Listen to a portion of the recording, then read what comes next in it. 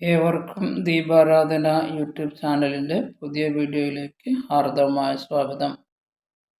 വള്ളുവക്കോനാതിരിമാരുടെ കുലദൈവവും ആദിപരാശക്തിയുമായ ഭദ്രകാളി മുഖ്യപ്രതിഷ്ഠയായിട്ടുള്ള ഒരു ക്ഷേത്രം. ഈ ക്ഷേത്രത്തിൽ വളരെ വ്യത്യസ്തമായ ആചാരവും ഐതിഹ്യവും ഉൾക്കൊള്ളുന്നു. അതിനെക്കുറിച്ചാണ് ഇന്നത്തെ വീഡിയോയിൽ നമ്മൾ പരാമർശിക്കുന്നത്. വീഡിയോ ഇഷ്ടമായാൽ ലൈക്ക് ചെയ്യാനും ഷെയർ ചെയ്യാനും നിങ്ങളുടെ അഭിപ്രായങ്ങളും നിർദ്ദേശങ്ങളും രേഖപ്പെടുത്താനും മറക്കാതിരിക്കുക.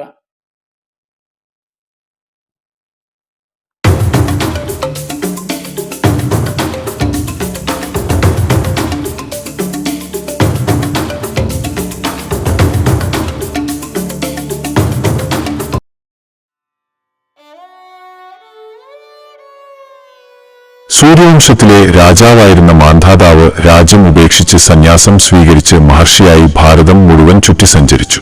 അങ്ങാടിപ്പുറത്ത് എത്തിയ അദ്ദേഹം ഇവിടത്തെ വന്യസൗന്ദര്യവും ശാന്തതയും കണ്ട് ഇവിടെ ശിവനെ തപസ്സനുഷ്ഠിച്ചു. തപസ്സിൽ പ്രസാദവാനായ ശ്രീപരമേശ്വരൻ പ്രത്യക്ഷപ്പെട്ട് ഏത് ആഗ്രഹവും ചോദിക്കുവാൻ ആവശ്യപ്പെട്ടു. ലോകത്തിലെ ഏറ്റവും വലിയതും മനോഹരവുമായ ശിവലിംഗമാണ് തനിക്ക് വേണ്ടത് എന്നായിരുന്നു അദ്ദേഹത്തിന്റെ മറുപടി.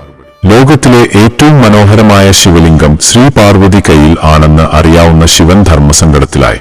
ഒടുവിൽ പാർവതി അറിയാതെ ഈ ജ്യോതിർലിംഗം ശിവൻ മാന്ധാതാവ് മഹർഷിക്ക് സമ്മാനിച്ചു.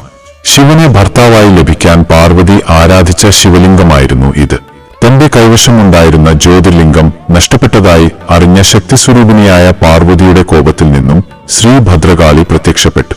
നഷ്ടപ്പെട്ട ശിവലിംഗം തിരിച്ചുകൊണ്ടുവരാൻ പാർവതിയുടെ അഭ്യർത്ഥന പ്രകാരം ഭദ്രകാളിയും ശിവഗണങ്ങളും പുറപ്പെട്ടു. ഭദ്രകാളി മഹർഷിയെ സ്നേഹപൂർവ്വം അനുനയിപ്പിച്ച് ജ്യോതിർലിംഗം വീണ്ടെടുക്കാൻ ശ്രമിച്ചെങ്കിലും നടന്നില്ല.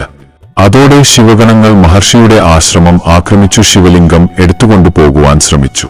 മഹർഷിയുടെ ശിഷ്യന്മാരും വെറുതെ ഇരുന്നില്ല. അവർ തിരിച്ചു കാട്ടുപഴങ്ങൾ പെരുക്കി എറിഞ്ഞു. ഓരോ കാട്ടുപഴങ്ങളും ഓരോ ശിവലിംഗങ്ങളായി ആണ് ശിവഗണങ്ങളുടെ മുകളിൽ വീണത്. ശിവഗണങ്ങൾക്ക് തിരിഞ്ഞോടേണ്ടി വന്നു. അപ്പോൾ ഉഗ്രരൂപം പൂണ്ട ഭദ്രകാളി നേരിട്ട് വന്ന് ബലമായി ശിവലിംഗം എടുത്തുകൊണ്ടുപോകുവാൻ നോക്കി. മഹർഷി ശിവലിംഗം വിട്ടുകൊടുക്കാതെ ഇറുക്കി പിടിച്ചു. ഈ വടം വലിയിൽ ജ്യോതിർലിംഗം രണ്ടായി പിളർന്നു.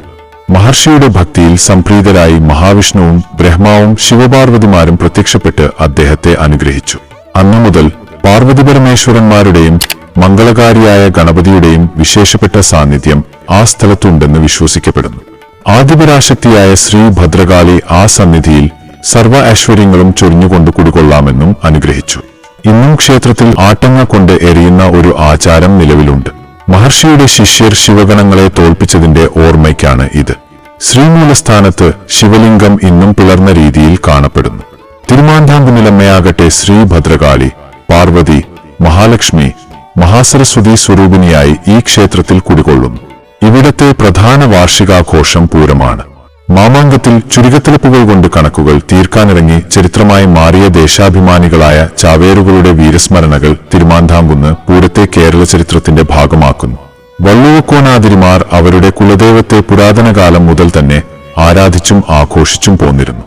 അതിനിടെ പണ്ട് പെരുമാക്കന്മാർ ആഘോഷിച്ചു പോന്ന മാമാങ്കത്തിന് പിൽക്കാലാവകാശികളായി തീരാനും അതിൽ രക്ഷാപുരുഷനായി നിൽക്കാനും വിധിവശാൽ വെള്ളാട്ടിരിക്ക് അവസരം കിട്ടി. പക്ഷേ സാമൂതിരിയുടെ വരവോടെ കാര്യങ്ങൾ തകിടം മറിഞ്ഞു. ആളും വേണ്ടത്ര അർത്ഥവുമായി നാടും നഗരവും പിടിച്ചടക്കിക്കൊണ്ടുള്ള സാമൂതിരിയുടെ പടയോട്ടത്തിനു മുൻപിൽ വെള്ളാട്ടിരിക്ക് തോൽവി അനിവാര്യമായിരുന്നു. സാമൂതിരിയുടെ മേൽക്കോയ്മ അംഗീകരിക്കാൻ വള്ളുവക്കോനാതിരി തയ്യാറായില്ല. മാമാങ്കത്തിന് ചാവേറുകളെ അയച്ചുകൊണ്ട് സാമൂതിരിയുടെ അധികാരത്തിന് വെള്ളാട്ടിരി നിരന്തരം വെല്ലുവിളി ഉയർത്തിക്കൊണ്ടിരുന്നു.